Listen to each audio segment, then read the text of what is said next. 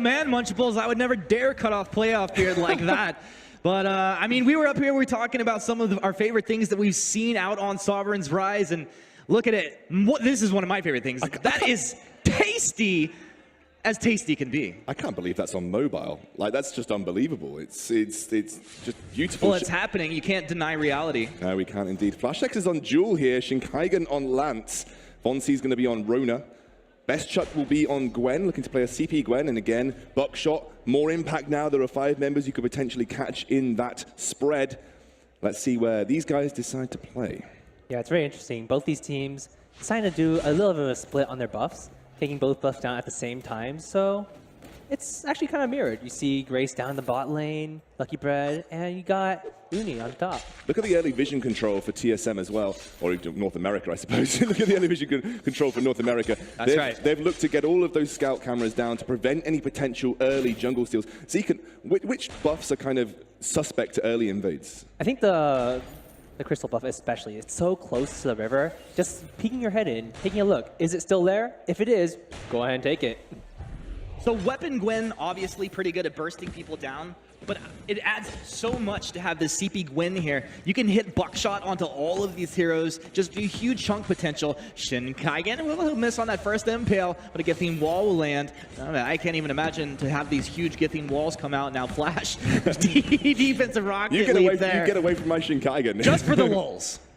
Lucky Bread now heading down. Looks like they're running almost a double support strategy, so double roam coming out for the North American team. You're going to have Lucky Bread on this Grace and Shinkaigen on the Lance. He might actually be running for something. Not a very supportive build there. He looks like he's running for a more aggressive Lance build. Maybe building towards Spell Sword as we get some action opening up early on. Yeah, Vonsi lighting up over here, starting with that foe splitter, getting in, getting back. Lucky Bread's going to use those boots to go ahead and reposition, and he's got that Protector contract out here. That's also pretty good value as well, right? Like any ally you have, you can throw it on more heroes now. Yeah, I really enjoy how these two teams already have a little bit of a meta going on. They both went with a very similar jungle rotation at the start, and I mean, there's a little bit to be said. They were screening against each other, and they have an idea what they're going to do. Chingy using that afterburn. He's going to go ahead and knock Flash back.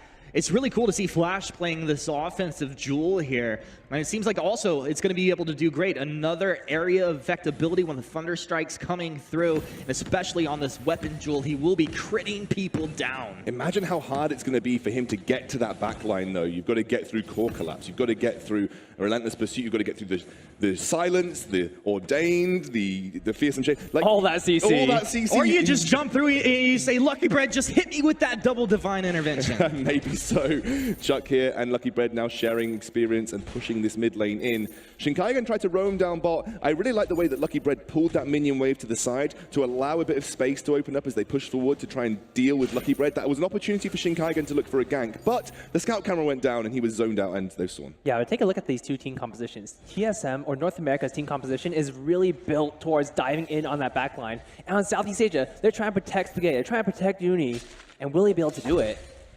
Yeah, they've got a heavy amount of protect there, and again, Uni on this Vox, he can stay in a side lane and push if he wants to, but he can again join the team. 2 different carries that you're going to have to pay respect to. Very similar composition to previous, it just Spaghetti is on Celeste, and this time SNK is not on the Churnwalker, he's on the Catherine instead. I'm watching Chingy here, and occasionally he's making the rotation on the opposite direction of the river. It feels like it could be a little bit of a problem for him. He's actually on this buff camp here. Now this is going to be a big deal. Whoever's going to secure this grabs it. I think it goes over to... Celeste. Actually, yeah, it did go over to Celeste. This is a great buff for Spaghetti here. Yeah, again, boosts that CP power of a CP hero. That's a really good invade. And the SEA team, especially Chingy, isn't afraid to move in to the enemy jungle, to look to take camps away. He did it on the healing camp. He's done it on the crystal camp now. Yeah, it's actually incredibly important. You might look at Southeast Asia's side, and they actually don't have many of their jungle camps taken down. North America, all their camps are gone, but a lot of those went to Southeast Asia. Speaking of the jungle camps, Zekan, what are the respawn timers on the jungle camps, just so people know how to plan out their jungle paths? So the normal jungle camps respawn every 100 seconds. However, the buff camps respawn every 160. but that may change. It may be changed. Again, we've talked about it. There is still 2 months to go until we actually fully release 5v5. Lots of things will change. Models might change. For instance, there's talk about, obviously we know Battletoad is going to be the gold Treant that is now there. You might see changes to the Treants with the buffs. Lots of things can change at this point in time. Just don't touch my Ozo. Don't touch your Ozo. I won't touch your Ozo, I promise. Might buff him, you know, why not? All right, my man. All right, but one of the interesting things right here is both of these teams are playing very slow and very measured. In their scrims, I was watching a couple of them, and they actually rotated out of mid lane quite often, trying to get those ganks on those side lanes. Yeah, it's interesting that really we're seeing what is essentially a 2-on-2 in all lanes, but you have a member. Usually it's the sort of the perceived jungler rotating out of lane, taking jungle camps when they can. It looks like they're actually splitting pressure across. Oh, they found Teza here. Shin Kaigen's going to be looking for that impale. It's off the mark. VAINGLORY putting out a lot of damage, though. The Ordain comes out. Those bad mojos. Teza just stands his ground. It's a pretty nice sustain for him. He hangs out in the lane. SNK just ready to peel. Look at that championship Catherine skin, too. That's pretty hot. Well, you know, you watch the stream, you get it for free, my friends. Seems good. Seems good, man. All right, looks like North America trying to defend their bot lane against Southeast Asia's aggression, but this does mean Uni on the top lane is completely open. Yeah, I think North America looks to make a play, but Chingy has been all over the map. He has been a roaming god on this glaive. Left, right, and center looking to impact somewhere. Another impale. VAINGLORY jumps on in. He's going to start the spin. Teza looks like he's in trouble. Are we going to get our first blood? There you go. North America starting off hot. Wow, 3-man rotate set up by Shin Kaigen, capitalized on by Lucky Bread. That chain CC coming out, and no fountain there for SNK right now. Wasn't able to save him beyond that healing flask. Has VAINGLORY overstepped himself, a big Githian wall. SNK has to drop down. Chingy's okay. They don't want to get rooted out, so they kind of back up, reposition, but VAINGLORY moves in. No fear, just fight. Blows up in his face. Chingy finds the knockback onto Shin Kaigen. You see the protector contract coming out of SNK, allowing Chingy to hang out on the front side there. They are potentially being cut off, but I'm not sure Spaghetti wants to fight just yet. They also have the scout camp, so they know exactly where they are. Shin Kaigen, he's been knocked back. Is anyone going to flank? SNK doesn't. Solar Storm flies on through. Another Githian wall into the impale. Shin Kaigen, he's dropping incredibly low, but so is Chingy. Lucky Bread potentially getting in for the kill. Nah. Holds his ground. That's the fountain out of Lucky Bread, though, and a large cooldown. And SNK bought a fountain in the jungle shop through the middle of that engage to keep Chingy alive in that scenario. Look at this, though, SEA, what they do best, just trying to push onto this turret. They know that objectives are more important than chasing for kills. And this is what they were so good at versus East Asia. East Asia might have had the kill advantage. They might have sought those skirmishes, but they went for those objectives. As Tezzaboy does spy out Lucky Bread heading down towards him. There was a scout camera in the river near Ghostwing, and obviously they managed to see him come down.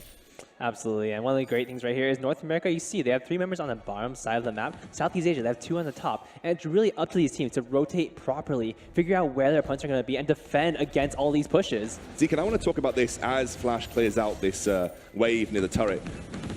You've really made it consistent, jumping across walls. Everything's symmetrical. There's no differences in walls across the 5v5 map than there was in 3v3. Everything is designed to be sort of consistent about what you can jump across, right? Absolutely. One of our big goals was to make sure that there are very clear abilities that will make it over the wall. The ones that look like they will absolutely make it over. The ones that don't will definitely not. It's very straightforward.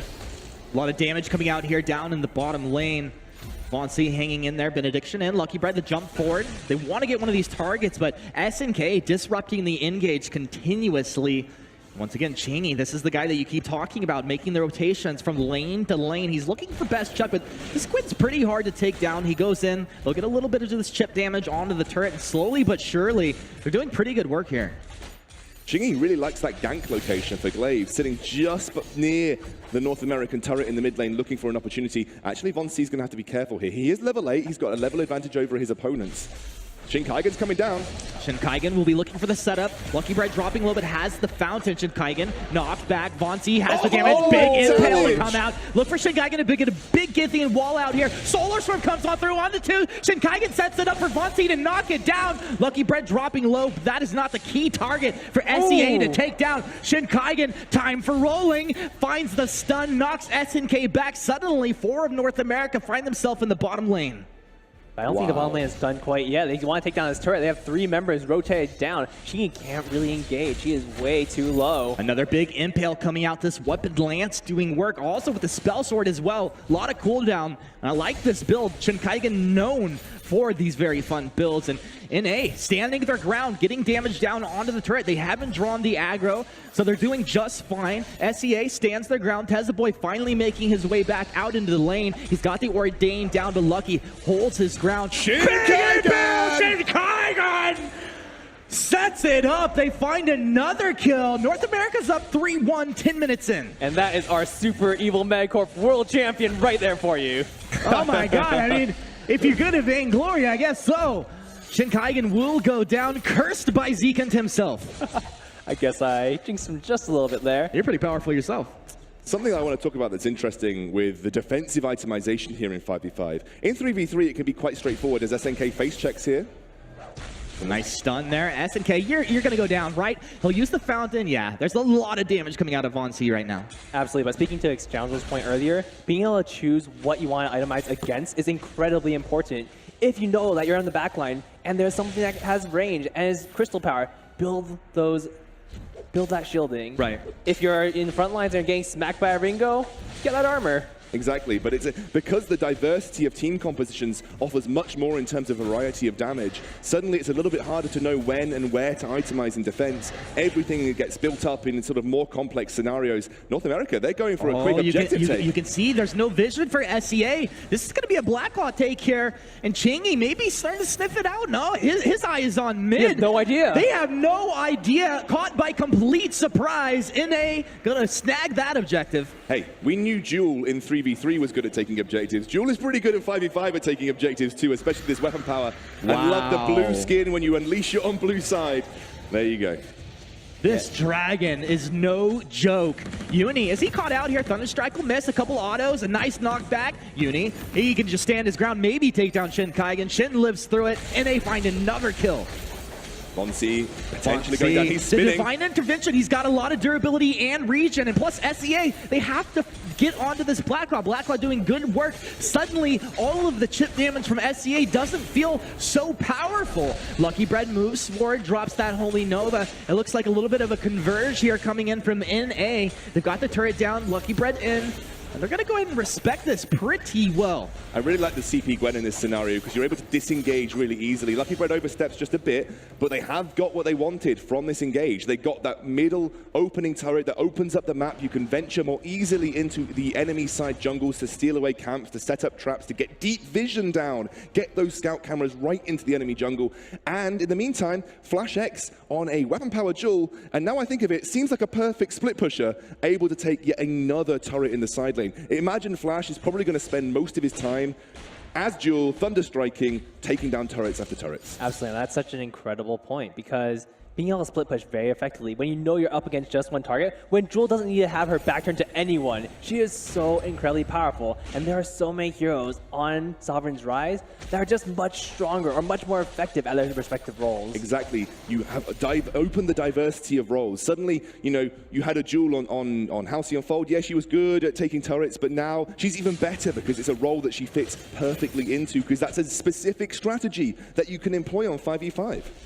I hear you say strategical diversity. All I hear is dive, and it's all I want to see out of North America right now. They have the composition to do it. They have advantage. We've seen split push, but also splitting of objectives and taking the resources across the map. Cheney over the wall. He'll go ahead and slap Best Chuck, let him know he's there and that he's ready to play some games. Shinkaigen has made his way over. And can you guys break this down? I'm seeing a lot of spell sword stacking here across the map. Super spell sword stacking. It's a great item if you're heavy on weapon power, but also an ability-focused carry. Things like Glaive, they want to have that afterburn on off cooldown as quickly as possible. Things like Lance want to get that Impale and Githian wall rolling as much as possible, and they've got those weapon power scalings with them, so it's an interesting item to stack. It's very much burst damage orientated. You go in, you hit hard, you hit once, and get the damage done. Absolutely, but look at TSM, look at North America, getting those goes scout cams down on the bottom side of the river. They're getting ready for this Ghost Wing. The moment it spawns, you can expect to let them to make a move. Now there's a lot of movement potentials across the map. You can see that some heroes are taking a significant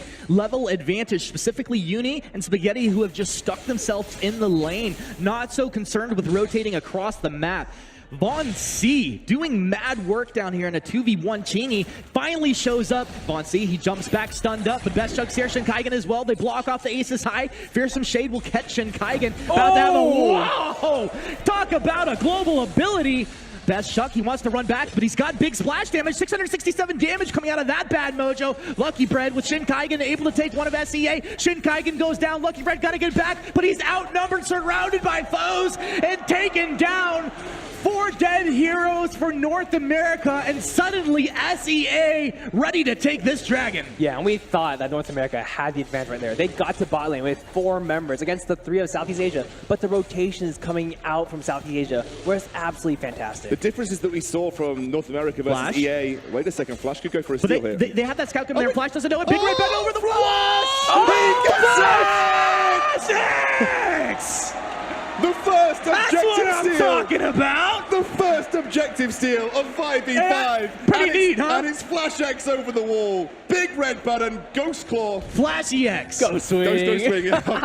That was incredible. Flash X going in, dropping that scout cannon. This is the incredible part about the vision system. Even as a carry, you can get your own vision down. And something that's understated is scout traps are placed directly where you walk. You have the freedom to place them over walls here. You have the freedom to move them around. It's a little bit more diverse in terms of placing those scout cameras.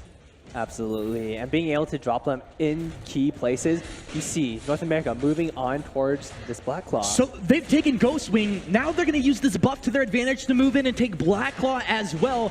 SEA knows what's happening, but can they contest this one? SNK trying to get in position. We'll look for Chingy over the wall. Spaghetti throws in the Solar Storm. It tears on through. It's going to be secured by Shinkaigen, the super sub himself. Chingy has fallen. North America blowing this game open. SNK will go down as well.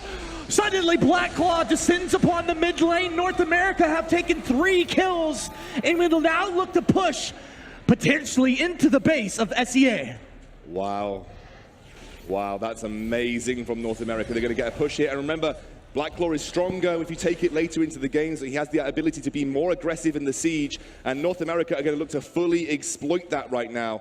Flash X had done very little in terms of participation all game. He had spent that side lane pushing those minion waves, pushing the turrets, and then one heroic play has brought North America right back into this game and potentially even looking to finish it off in a short space of time. Yeah, absolutely. Taking that Ghost Wing really allowed them to take Black Claw without taking too much damage. Southeast Asia, they came in full of fight. They were able to put a lot of pressure on North America, but it just wasn't enough. Now Von C's playing games in the bottom lane here, so he's splitting up what the advantage out of SEA as full team.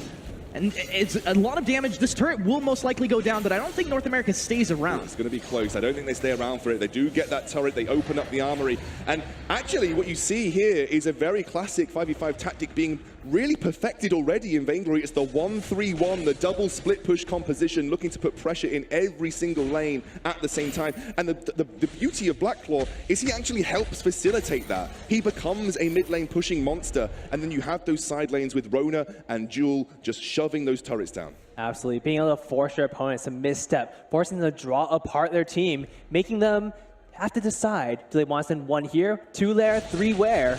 They have no idea. I've actually thought about this composition even more, Humanist, and it's beautiful. Rona is great 1v1. Jewel is great 1v1. Then you have a CP Gwen in the mid lane along with a Grace and a Lance. They have long-range disengage. They can consistently push the enemy back if they try to engage upon them, and that allows them to be very, very sort of, I guess, careful about how they approach their own mid lane siege while you have these 1v1 monsters in the side lanes performing this 1-3-1. Absolutely, and with both Rona and Jewel being able to jump away from the fight, if they do get ganked, they'll be okay. Super mobile. Yeah, Chingy, he does have a ton of spell swords though, so being able to chase them down, it could happen. Okay, I mean, there's so much action happening on the map. I barely have a moment to actually realize how beautiful some of these things are. I mean, there's these statues like in the jungle here, the glowing orbs. It's just like eye candy for me. Yeah, I mean, like I said, it's almost impossible to believe this is on mobile. And the beauty of it, Zekan, is you've optimized it for everybody that can play 3v3 on their device, can play 5v5, right? Yeah, absolutely. Anyone who has 3v3 on Vainglory on their phone right now or on their device, you know, go and play 5v5 when it comes out. And just to add to that a little bit, this is not even final. The art team has so much more to go. When you see this release, it'll be even more epic. NA, good rotation to take down a singular split pusher of Uni, but SEA are biting back with the split push of their own. They're going to get 2 turrets here as Chingy picks up the bot lane tier 1, but NA are straight onto the back. Chuck looking to put pressure down. Now you see the rotation from the backside there, and it feels like it's an easy gank, but Chingy, he knows the rotation through this jungle. After burn over the wall, you're not going to chase this guy down. Shinkaigen's opened up with a Crucible here. It looks like it is going to eventually move into that double supportive style. And, you know, in some ways that feels necessary in 5v5 because of all the different types of CC that you have to negotiate. This could be a big fight, though. 2 members not here for SEA. NA go in. Yeah, they jump in. A big stun onto SNK. He turns around. Blast Trimmer blocked off. You can tell North America ready for that one. And now suddenly 5 heroes for North America to the 3 of Southeast Asia. Will be 4 soon as Vox joins this fight. Lucky Bread dropping low, uses the fountain. They turn around, Chingy is popped. Remember, Flash X, he's still on Ghost Wing over here. What? He's all business. Solar Storm's gonna come on through. I don't even know if they can actually Flash still stay. X. Yes, they can. Tessa Boy down. North America's roasting SEA. Oh no, it's a disaster. Spaghetti's the only member alive. And that was an incredible play coming out from North America. They knew there was a gigantic minion wave pushing their bot lane. They had to force something. They actually lost a turret. And they're going for Black Claw again now. It looks like it's Flash trying to solo out Black Claw by the rest of the members of North America, try and push these lanes back. They want to set up a slow push in the side lanes, then work with Black Claw once it gets released. This is huge from North America. SEA have got a very spaghetti-orientated composition. He is a hyper carry. Here goes Flash. And that is the power of Joy there, being able to tank up all the damage as long as her heavy plating is facing forward. Someone needs to nerf Flash at this point. I think like he's too OP. And we talked about macro tactics. We talked about Flash X's understanding of the game. This is starting to show here. Von C also has great experience in these kinds of situations too. And a lot of shot calling probably going on for North America right now as they have a huge advantage to try and push this game in for a win. There's Black Claw marching down. Flash is in the side lane. Flash is up top. I mean, you're going to deal with this huge dragon running. Why wouldn't you try to kill this dragon marching down your middle lane? And North America's here with 4, but Flash is up in top. Uni's going to try and dissuade that push, but this is going to be the Armory taking damage now. Vayne Crystal wants some of this. It's going to start throwing out attacks as well. Lucky Bread tanks those up on the front side. A big red button, not the big damage source for the Jewel, but he hangs out doing damage from long range here. Armory, just a matter of moments before it goes down. A Thunder Strike will clean that up. Blackcaw still alive at this point. What will be the call? NA, hang around. They're going to keep SEA busy right inside the mid lane here. Flash still going up the top, but he needs to get the minions forward. Huge damage. SNK is down. They've traded, though. Lucky Bread falls. Von C as well. Chuck has huge burst damage. It's the buckshot bonanza of buckshots, we could say, come raining on through as the full item builds coming together. The Vayne Crystal has taken significant damage. Spaghetti on that broomstick runs forward, maybe looking for somebody. The top turret has gone down as well.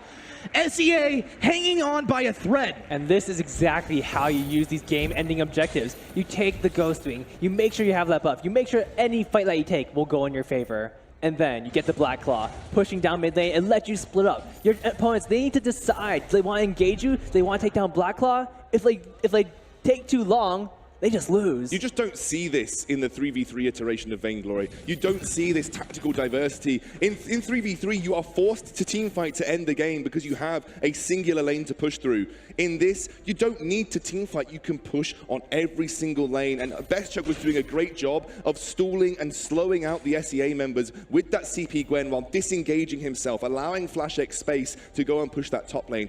SEA were torn between Blacklaw and dealing with Flash, pushing that top lane. You talked about the strategy that Flash brings to the table, and I think that's a really good point. I mean, a lot of times you want heavily mechanically players with heavy mechanical ability on your team, but you might just have a mastermind who maybe doesn't stack up the way Vonsi does, but can make those shot calls in the moment. It's so big here. Exactly. It's not all about mechanical skill now. Suddenly your game sense, your game knowledge, the way you approach the game becomes that much more important. There is a role for everybody. You might not be that monster that 1v1s everybody, but you could have the brain for 5v5. And that's showing here, you know, across all of these members. Yeah, absolutely. And that is very, very important. You don't have to be a mechanical god. You just have to outplay and outthink your opponents. Be one step ahead, and that's all you need. Objectives will be coming up fairly shortly. 24 minutes in, North America up into the top lane at this point. Now they've taken this base turret down. They want to get into that armory and take that down as well. It means that lane will automatically push forward just naturally. Yeah, SEA caught off guard here, no vision, and they actually have to back off and get their Shinkaigen. Two-handed impale. The Githing Wall knocks them back. They don't have the stun. Chingy though, he's going to be back on the Best Chuck. Best Chuck, huge damage. If he can get back in, that's exactly what North America need. This armory taking big damage. It's down, well, maybe just 55% or so. But yeah, it's okay. He goes down, but his team, they want to take the armory. It's worth it if they can get it, and they've taken it down. They've lost two, but if the rest of their team can stay alive, this is still a big win for them. Lucky Red winds up for the Holy Nova. Maybe he regrets that one, but it's going to be okay for NA.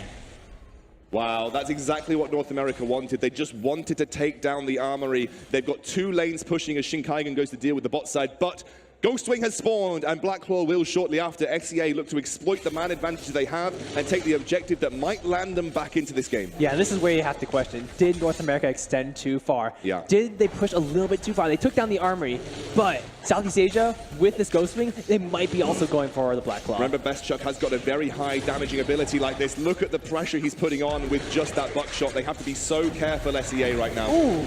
Oh, Best Chuck, you got a lot of damage, but you are incredibly squishy. Shinkaigen, show me something here. Show me something, Shinkaigen. All right, he's not going to pull the trigger on that one. Can't blame him. Scary situation when you're dealing with 5 members of SEA. And they're going straight for Blacklaw now as well. Lucky Bread yet to respawn. Blacklaw is going to be the focus of SEA, pulling exactly what North America did against them. This could be a game-ending push for SEA, remember. They can take this and run with it in the mid lane. However, Southeast Asia, their Vayne Crystal is completely exposed. North America, they have a lot of options here. They can go for a potential backdoor. Exactly, the backdoor is real. You have 2 lanes pushing in favor of North America as well right now. If North America can hold on here, they are in a good position to try and get their way back in. And this is also, I mean, there's so many reasons why Vision's incredibly important, but especially in moments like this. SEA, yeah, they have a massive advantage, but if someone does sneak back in there, exactly like Lucky Bread, now, I'm curious if he's gonna, yeah, he's just gonna drop some vision and get out. Oh, Lucky Bread, that's not the one you wanted, bud. Well, he has his boots to try to get out. They might lose Lucky Bread here for nothing. He's going to be stunned up and taken down, but NA are on that Blacklaw. You'd say it's nothing, but they are on that Blacklaw. And if they do manage to take it down, and you have to look, Flash X, he does have the teleport boots. They are ready. Flash X has got teleport boots. A Jewel, so good at taking down objectives, so good at punishing huge amounts of damage. Flash X was looking for the opportunity, and Lucky Bread, I think, was trying to set up for it. So what units can you teleport to on the map? I mean, do you have to have something for it? And maybe is that why the scout cam was getting put down? Absolutely. Scout cams, minions, structures. You can teleport to most allied things. You can't teleport to Blacklight, you can't teleport to heroes, but almost everything else. All right, it makes a whole lot more sense now, maybe why that deep scout cam was going down. SEA still riding that Ghostwing buff at this point. That's pretty scary as they march on forward here. Look how diverse builds have become here. Spaghetti's gone for a 5 CP item build, knowing that he's got plenty of protection to back him up. He might feel that he doesn't even need a reflex block for how hard it is to get through that front line that the SEA roster has. Now keep your eyes up in this top lane. That lane is pushing forward and it will naturally do so. SEA cannot afford to just let that move on its own. They're going to go ahead and back up here. NA kind of flexing their power on this defense. One of the drawbacks of teleport boots is that you don't have a sprint, you just have the teleport. So the drawback of it is that you don't get that immediate burst of speed for those tense situations, but you have the flexibility to make your presence known across the map. Yeah, I can see North America is actually taking advantage of the fact that they have 2 armories down to really draw Southeast Asia back into their base. Yeah. Now they know where all of them are, is their chance to take control of this jungle. Yeah, they took that crystal buff away, I believe, and handed it over to Best Chuck, who is now at a full build. We are at the late game stages of this game. Everybody riding on 5 items. No one really dragging behind. SNK is sitting on minion candy still, maybe looking to help defend against those sort of weakened waves of his own. Yeah, Even EU 3 vs 3, we never saw 90k net worth. That's pretty tasty. There is 2 more players to generate gold there, Humanist. Yeah. Of course, just maths. Look at the they're map. So good at. Southeast Asia, they're completely blind. North America are completely taking control of the vision on this map right now. Nothing to bait for it, though, right now, Zekan. If Black Claw was up, maybe... Oh, Javon C, well, goodness me, going in. But, you know, if they have control of this and then Black Claw spawns, that's a really, really good position to bring SEA to face check and set up for a big fight for North America. Absolutely. This game is so incredibly even. All these heroes building towards their full item build. Best Chuck and A, Von C just taking a couple more camps away from Southeast Asia. Infusions need refreshing here for North America. It is going to be Ghostwing spawning fairly soon. 20 seconds. This is dangerous. Oh, they have no idea. They have no idea. This is a surprise brush. SNK, now he's about the tankiest hero from SEA. He's going to be rooted up. Stormguard comes out. They block off the Blast Tremor. That's about as good as he could, but he's got 2. That lands onto 3. The chase is on. Fearsome Shade, the Storm rips on through. Shade Kaigan sets up with the appeal, but Flash X is down. That's their huge damage source. NA, can they stay alive? The Divine Intervention comes out, but it's not on Devontae. Devontae's fallen. SEA have taken a massive advantage. They have not lost anybody, and suddenly Lucky Bread's left for dead. Shane Kaigan has fallen. SEA appear to be doing it at this point.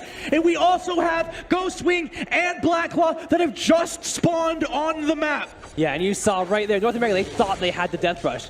But the Catherine, she face checked first. She was completely fine. She tanked all of the damage coming out from North America. And North America don't really have a safe team fight composition against what SEA are bringing to the table. SEA have got a ranged hyper carry Celeste. They've got Uni, who's now at 3 items full build. You've got a very heavy hitting Tezza on this Batiste as well. You know, you have a lot of melee threat coming out from North America and a very low damage output. CP Gwen, she likes to play the range. She likes to play poke style team fights. She's not good in these massive onslaught team fights that SEA function far better in. Absolutely, but look at the vision control in Southeast Asia jungle from the side of North America. Will they go for those teleport boots? Check out Flash. He's got teleport boots. Shane Kaigan too. He's heading towards the bot lane. Double teleport. Double teleport. This could be an attempted backdoor if SEA push very hard with Blacklaw here. But the vision's just gone down. Oh no. They've just lost all their vision. I mean, they could also port one person up into the minion wave, right? Yeah, Get him into position, then port onto him, right? Absolutely. They can teleport onto a scout cam. Best Chuck's probably going to do his best with Buckshot here to try and ward the Southeast Asian composition away with this Blacklaw, but he's going to be waiting in the wings. He has got that big minion wave to work with in the top lane. Flash could look for...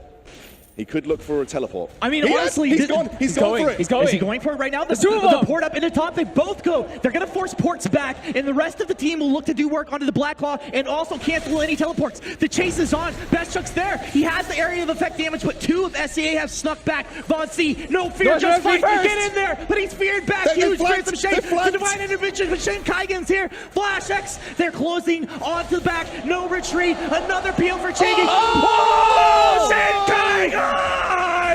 SNK, can he get the disables for his team? They're going to be able to block off the stun now. Kiting backwards, NA, they have the advantage. The Fountain comes out. SNK's down. NA, they take 2. They lose nothing. Tezza Boy, all they can do is throw the Fearsome Shade.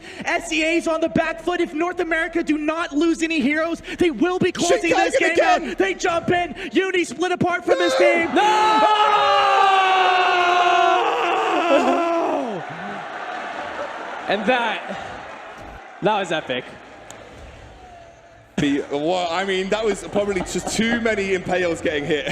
Shane Kaigan went way too hard there. Oh my word. I couldn't handle it.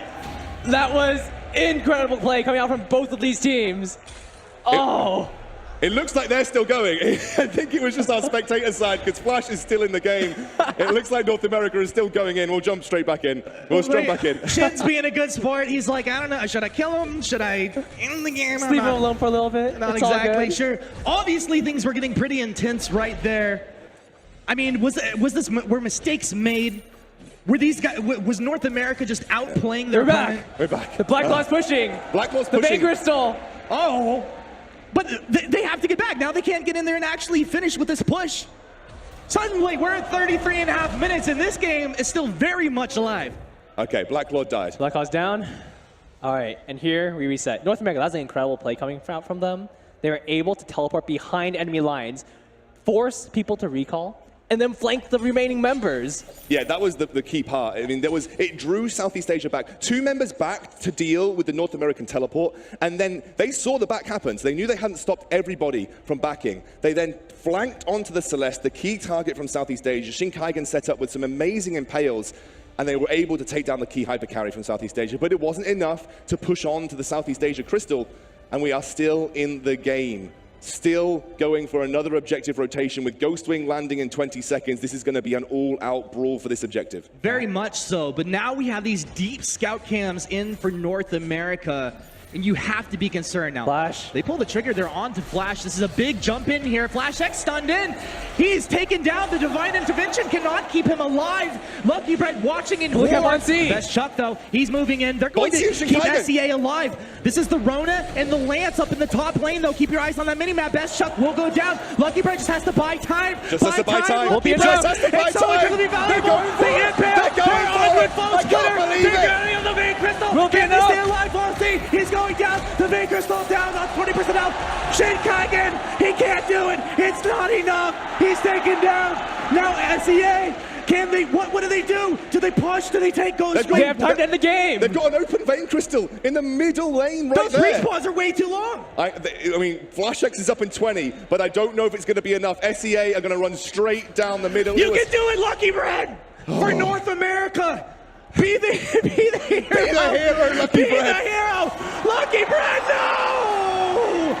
SEA, do it for your home crowd. They're in. They're onto the Vein Crystal. They have the damage. Solar Storm comes on through. And why not? It just makes sense.